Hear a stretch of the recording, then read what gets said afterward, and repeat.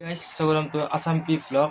চ' গমে পাই আজি কিবা এটা ঘটনা, কালি কিবা এটা, আজি যদিন কিবা এটা ঘটনা হৈছে, কালি কিবা এটা ঘটনা, মানে সদায় সদায় কিবা নহয় কিবা এটা ঘটনা ঘটি আছে।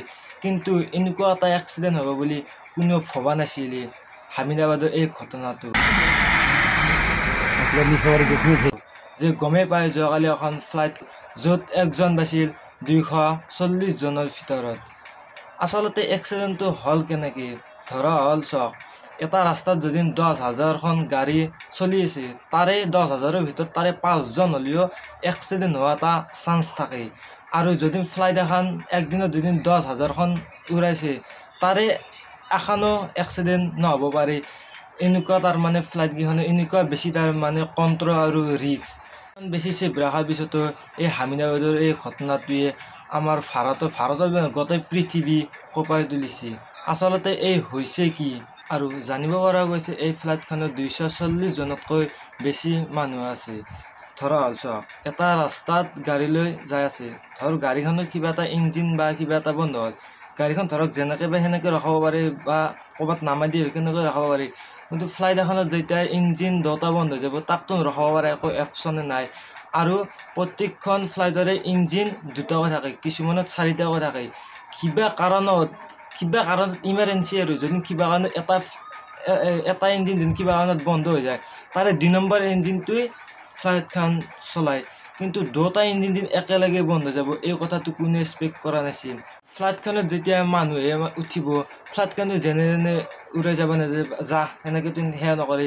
তাত চেক কৰিব যে ফ্লাইটখন 2-3 ঘণ্টা উৰিব পাৰিব নাই, কিমান দূৰ যাব পাৰিব, তাত সকলোখিনি বস্তু ঠিকে থাকে আছে নে, সকলোখিনি চাই পাৰ্মিশ্যন দিয়ে। আৰু সেই পাৰ্মিশ্যনটো লৈহে ফ্লাইটখন উৰি যায়।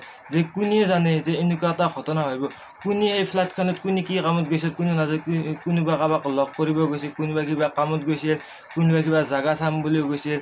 এনেকুৱা ঘটনা এটা হৈ যাব বুলি কোনে ভবা নাছিল। আৰু ফ্লাইটখন উৰিব লগা হ'লে 2-3 ঘণ্টা উৰিব লগা হ'লে বহুত বেছি তেল লাগিব। আৰু জানিব পৰা গৈছে গোটেইখিনি তেল লোড কৰা হৈছে আৰু তেলখিনি ৰখা হয় ছাইডৰ এই বাজা দুখনত। ইয়াত টাংকি আছে, তাত ৰখা হয়। তাৰপাছত ইয়াৰ পৰা উৰা মাৰিলে প্ৰায় 625 ফুটমান ওপৰত গৈ তাৰপাছত আৰু আকৌ তাৰমানে লেণ্ড হোৱাৰ দৰে এনেকৈ নামি তাৰপাছত কোনোবাই ভিডিঅ' বনালে, কোনোবাই ভিডিঅ'টো বনাই ৰেকৰ্ডটো ৰাখি থৈ দিলে। তাৰপাছত সেই জেগাটো হৈছে মেঘানী নগৰ, য'ত হোষ্টেল এখনৰ ওপৰত ক্ৰেছ দিলে। তাৰপাছত কাষৰ মানুহবিলাক আহি কেনে দেখিলে যে মস্ত জুই উঠি গ'ল। তাৰপাছত শব্দ এটা হৈছিল। তাৰপাছত 2-3 মিনিটৰ ভিতৰত চব চাৰখাৰ হৈ গ'ল। কাৰোবাৰ ডেড বডি তলত পৰিল, কাৰোবাৰ চিটকি গ'ল, কাৰোবাৰ জেগাত ছাই হৈ গ'ল, ক'ত কেনেকৈ কি হৈ গ'ল, কোনো এইফালেও ডেড বডি সেইফালেও ডেড বডি, হাঙৰ ডেড বডি পৰি গ'ল। সেই হোষ্টেলত কিছুমান ছাত্ৰই কিবা খায়ো আছিল, কিছুমান সিহঁতৰো বহুত কেইজনৰো আঘাত হৈছে, কিছুমানৰ মৃত্যু হৈছে।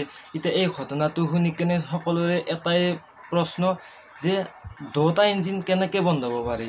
কেতিয়াবা ইমাৰ্জেঞ্চি ধৰা হ'ল এটা ইঞ্জিন বন্ধ হৈ গ'ল, এই 2 নম্বৰ ইঞ্জিনটো ফ্লাইটখন চলায়। কিন্তু দুটা ইঞ্জিন যেন একেলগে বন্ধ হ'ব, এই কথাটো কোনেও মানে এক্সপেক্টে কৰা নাছিল। এনেকুৱা ঘটনা কোনো দিনে হোৱা নাছিল।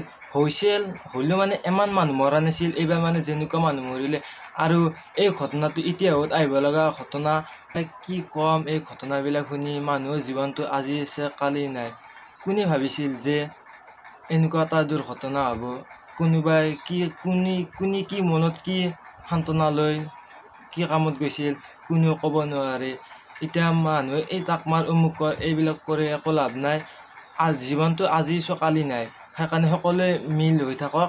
এইটোৱে এই ওপৰত এটা ভিডিঅ' বনাব চেষ্টা কৰিলোঁ। যদি কিবা ভুল হৈছে ক্ষমা কৰি দিব। আৰু এই মৃত্যু হোৱা প্ৰতিজন লোকৰে যাতে আত্মাই যাতে চিৰশান্তি পায়, তাৰে কামনা কৰিলোঁ। ধন্যবাদ।